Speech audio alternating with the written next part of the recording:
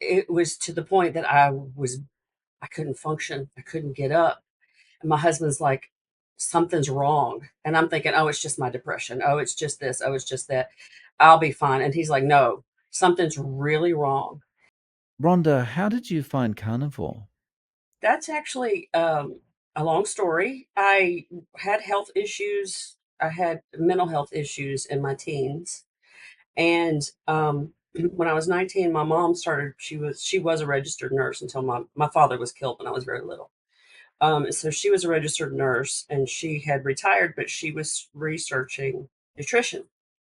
Of course, I'm 19 years old and I'm going, okay, yeah, sure, whatever, mom. But she had come across candida research. So I found a doctor in my area that specialized in that, and he put me on something called the Freed pathway. That was his name, was Dr. Freed.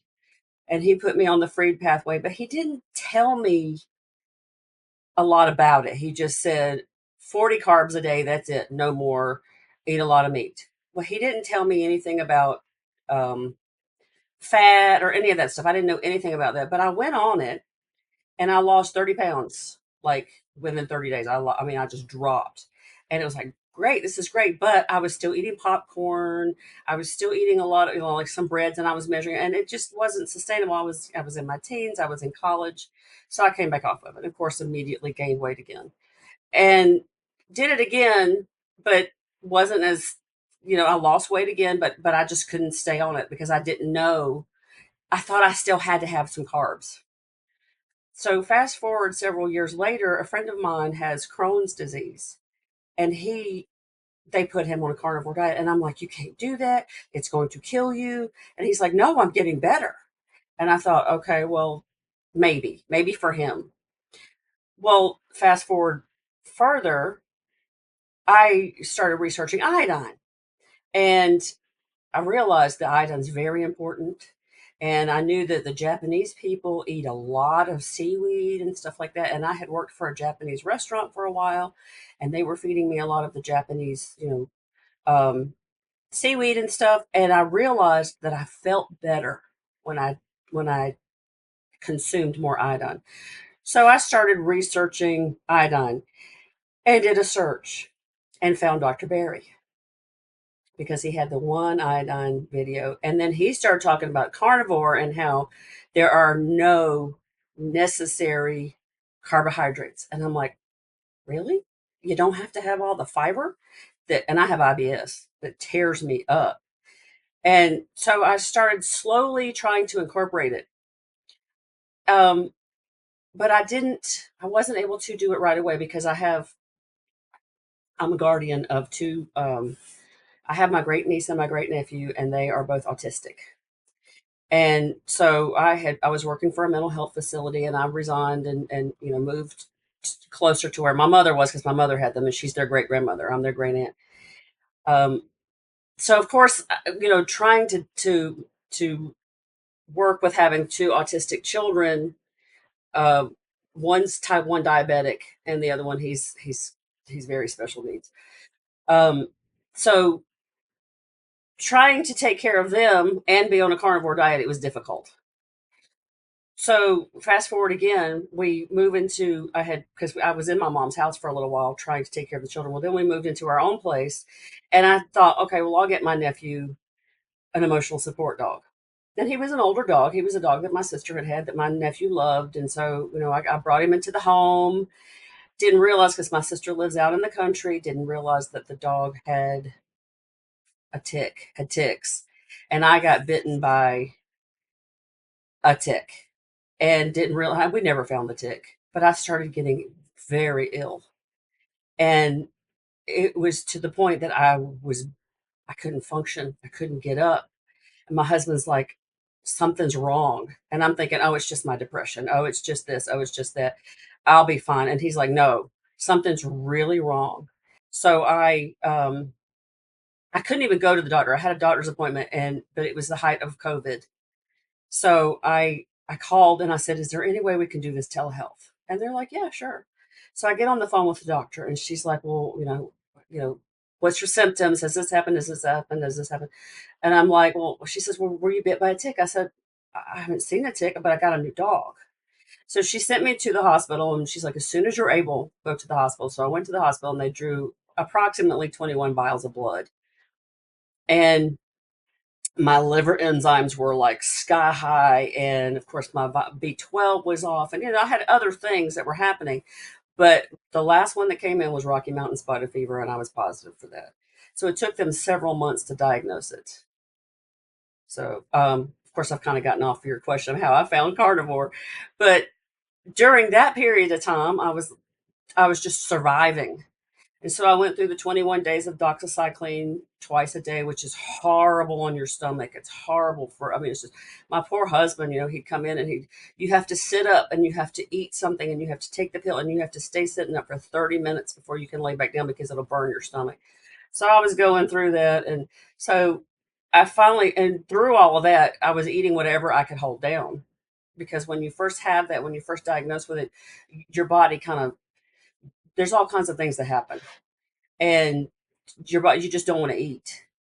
So so at this point, to heal, I'm eating everything that's horrible, everything. So I had gained, I ballooned up to 319 pounds, and so I went to the doctor and they started doing blood work, and my liver enzymes, of course, were still elevated, and they're like, you have stage 3 liver fibrosis.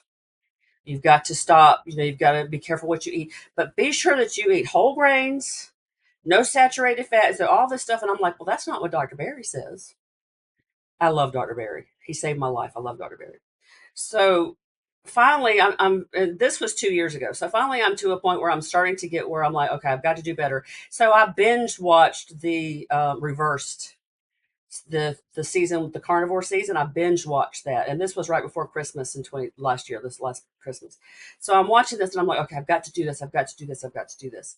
And so on Christmas Eve, my husband had gone to his sister's house, and I still wasn't feeling up to going. So he brought home, bless my heart, bless my nephew's heart. My nephew's fiance at the time had made a big old pan of brownies, the gooey, you know. So he brought me these brownies, and I sat there and I ate those brownies on Christmas Eve till I got sick. So Christmas Day, I'm like, I'm done. And so since Christmas Day, I went carnivore. And since then, I've lost 47 pounds. I have come off my psych meds. I was on Prozac for 25 years. Now, I didn't do it on Christmas Day. I was tapering off of that. And I did that with my doctor's help. I did not just come off of Prozac. I did that with my doctor's help, but like I said, I've lost 47 pounds. I've come off Prozac. I have in extremely bad psoriasis, and my feet, the skin on my feet would just peel off and bleed, and I've my feet are healed. My feet are healed, and that's the biggest thing. Um, I am supposed to have a knee replacement, and they keep saying you got to get your BMI down. You got to get your BMI down. Well, I'm halfway there, but I'm hoping that by the time I get to where I need to be, I won't need the knee replacement anymore because my joints don't ache all night anymore. That's awesome. Um, so I guess my first question is, what was your doctor's reaction when you wanted to kind of reduce the meds, the Prozac? Actually, it was his idea because I had been on such a huge dose for, like I say, for 25 years. So he's like, well, let's just come down a little. So I had already started coming down a little. And then when I went carnivore, I was able to just keep going. And since then, he's been like, okay, well, just keep up, just check in with me. Just check in with me. And of course, they're like, make sure you're eating the whole grains and make sure. And I'm like, that's not working for me. And they're like, well, the results are good. So keep doing what you're doing. And that was the same thing with my cardiologist, because I've had some heart issues too along the way. And but my gastro doctor was like, "Oh my goodness, my liver enzymes were." I was just looking it up. My liver enzymes were like in the 40s, and they're supposed to be around 18. So last year when I went, they were like, that's when I first got diagnosed with the stage 3 liver fibrosis. And they're like, you're one step away from having to have a liver transplant. When I went back in May, it was 18. He says, you still have scar tissue because that's damage that's done, but your liver is now functioning properly. See me again in 6 months. Make sure you eat the whole grains and stay away from the saturated fat, but keep doing what you're doing because you're doing a good job. Wow, that's awesome. And I mean, it's really good to hear because I've spoken to other carnivores that the fibrosis completely goes after a while, you know? That's what I'm hoping So for. As this long as I keep is sticking with it. it's great. Yeah. Mm. Go ahead. The other issue that I noticed was I started having vision loss in my left eye. And so I have no peripheral vision from like here back. It's gone. And so I started going to the doctor and they're like, you have damage to your nerves. It's probably the Rocky Mountain spotted fever. We can't say for sure because I was left undiagnosed for months. And if you do the research, 1 in 4 people that don't get treated die from the disease. It's really dangerous. So he's like, more than likely it's from that. We can't say for sure. He said, but I'm going to send you to a glaucoma specialist because the pressure in my eyes had gone way up. And they're like, you may have glaucoma, which is treatable, but we want to be sure. So fast forward, now I've been on Carnivore all this time. I went back and was retested. And they're like, your eye pressure is normal now. They said, so I still went to the glaucoma specialist. She's like, you don't have glaucoma. She says, your vision loss is probably permanent, but it's stable. You're not losing more vision because you've changed your diet. She says, bad diet is really bad for your eye pressure. She says, but now that you've stabilized your diet, your eye pressure is back to normal. So I have a little bit of vision loss and I have to completely turn That's my head now fantastic. to drive a car. But otherwise, I'm back to normal. I don't have to, I have to be a little more cautious because I do have some vision loss, but it's not getting worse. That's awesome.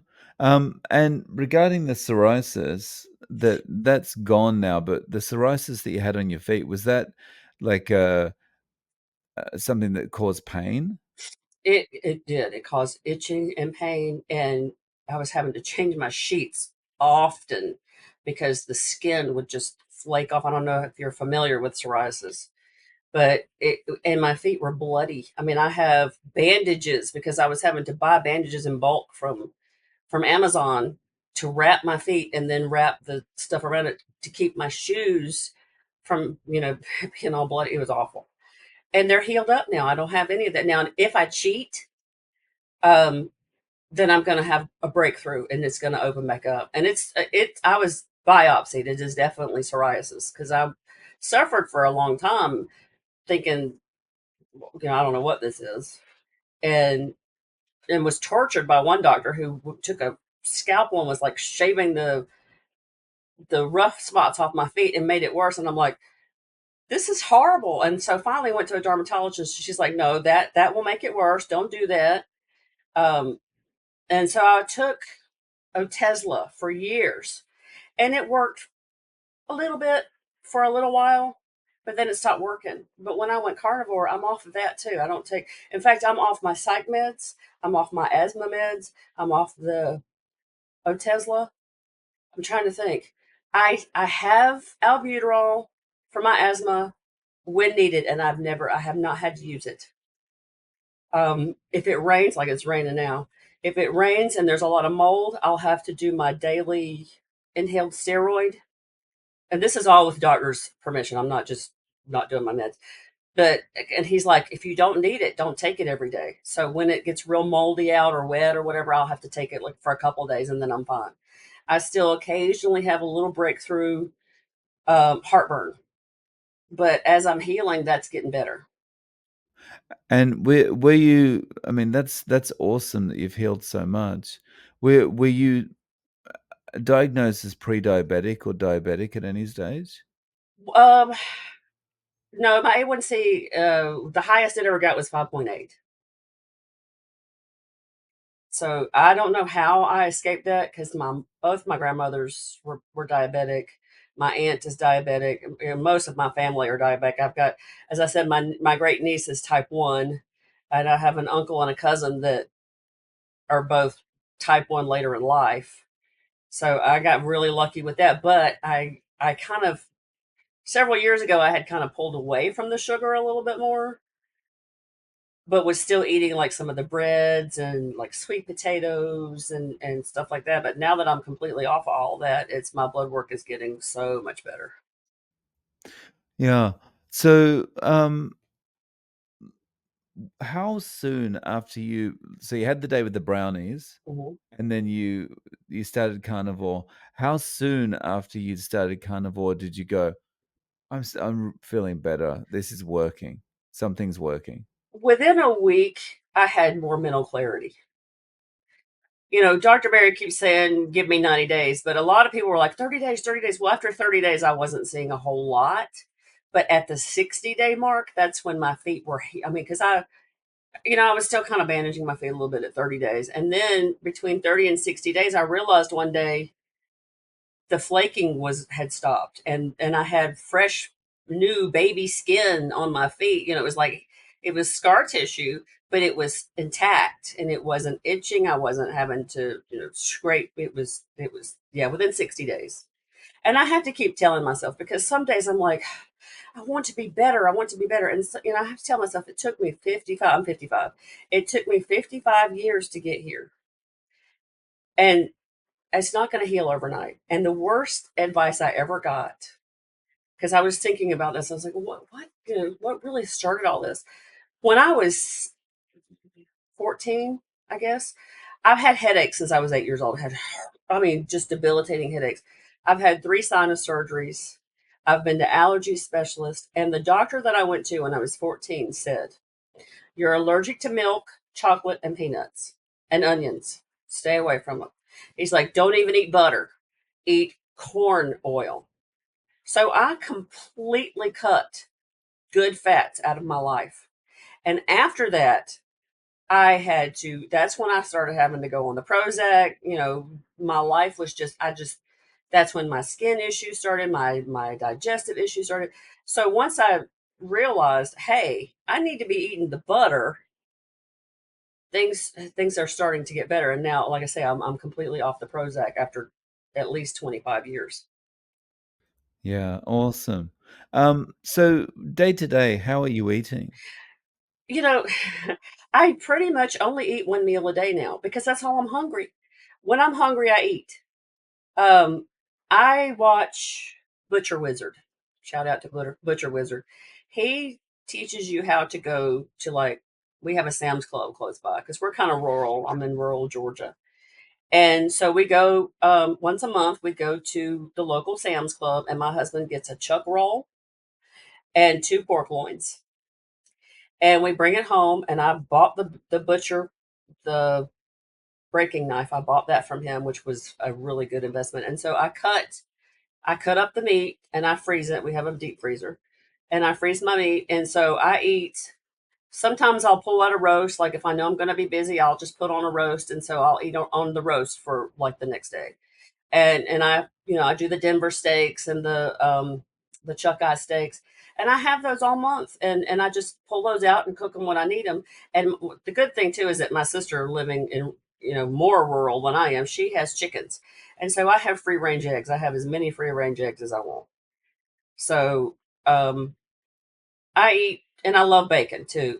But I've noticed that's another thing that I've noticed about my diet is that beef is the best thing for me. Excuse me. Chicken, eggs, I don't have a problem with. Chicken will sometimes give me a little digestive upset. Pork, I like the pork, but I don't feel like I'm as full on the pork. And we recently went on vacation, and I cheated. I cheated bad on the vacation. And the first day I was eating, we went and we had chicken salad or something. So I had a bunch of chicken that day, but that night I'm like stuffing my face. I'm like everything I can get my hands on, crackers, and I'm like, what is going on? And then I realized I haven't had any beef. So the next day I made sure that I ate some beef, and I wasn't doing that. So I really feel like I get the best nutrition and more satisfaction from beef. I haven't tried goat. I want to try goat because my sister, she used to farm goats, but she doesn't have any right now. She's had some of her own health issues, and I've been trying to get her to go on carnivore too, but hers is a little different from mine. So So, and how is your husband? Is he doing this with you? he is not doing it with me. I keep trying to get him to. At first, he was like, "How much longer are we going to be doing this? How much longer?" And I'm like, "We're doing 90 days for sure, for sure." But now he's seeing the benefits, and he's like, "You don't need to be putting that in your mouth." When we were on vacation, he's like, maybe you don't need to be eating that because I don't want you to hurt later. So he can see the benefits. He can see that I'm doing better. And he keeps saying, I want to try, but his cravings are so bad. He's got a really mean mellow yellow addiction. So I'm trying to get him through that. But I do still drink. Now I have to say I do still drink coffee with heavy whipping cream because the cream, when I have any kind of a craving at all, the cream helps. The high fat helps with my cravings. But I also listen to like Steak and Butter Gal, and I was listening to Kelly Hogan the other day, and even in the reverse thing and she talks about how if it's got a sweet taste, don't even put it past your lips, and that has helped tremendously. Just realizing you don't need the sweet taste because the cravings do eventually go away. So, for you, when you first got started, how long was it before you stopped thinking about the sweet things, or how long until you stopped having the cravings? It was about a week. It was about a week. Yeah, because I was eating. Now I have to say, because I'm a junkie. I'm a ice cream chocolate junkie, and I was eating ice cream and brownies and M&Ms every day. Every day. I mean, like I say, I had gotten up to 319 pounds. I was eating chocolate every day and sweet tea. I had watched a bunch of the things about how bad high fructose corn syrup is, and so I had given up the sodas, but I was drinking sweet tea every day. So given those, it took about a week before it was like, like knuckling it. And then even now, sometimes if I'm not real careful, like my nephew's wedding, I had a piece of wedding cake, which was like, I don't need to be doing this. But as long as I am real careful about not letting the sweet pass my lips, it took about a week, and since then it's been easier. Sometimes those moments where you have a piece of wedding cake or you have something like that, they can be good as well, though, because it can be a reminder that you need to stay on the path, right? It's kind of like, "Oh, yeah, that's why I'm doing this." Right, right. And I after I did that, I actually fasted for like the next day. And I didn't really do that on purpose. I wasn't going through saying, oh, okay, I'm going to fast the next day. I was like, because I felt so icky. And I was like, oh, I don't want to put anything in my body, you know. And then that passed, and then I got right back on it. And so, but yeah. And then, of course, my feet started itching again immediately. So I didn't break back open, but I started having a little bit of itching again. So I was like, yeah, I can't do this.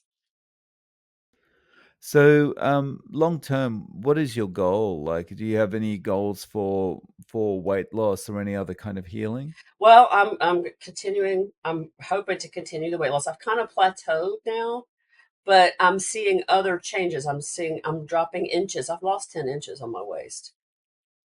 But most of that is the inflammation because like when I had the wedding cake, it's like I ballooned up like 7 pounds overnight, but it's all the inflammation. It's because once I get that under control, then I can actually start losing the actual weight again. So yes, I do want to continue losing weight.